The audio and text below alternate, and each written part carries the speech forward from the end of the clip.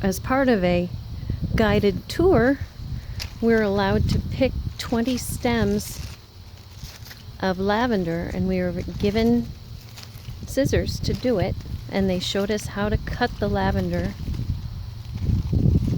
So the only problem is which to choose. Oh look, there's so many bees. I gotta be careful not to pick them. After I pick my lavender, I'm gonna go have some lavender wine.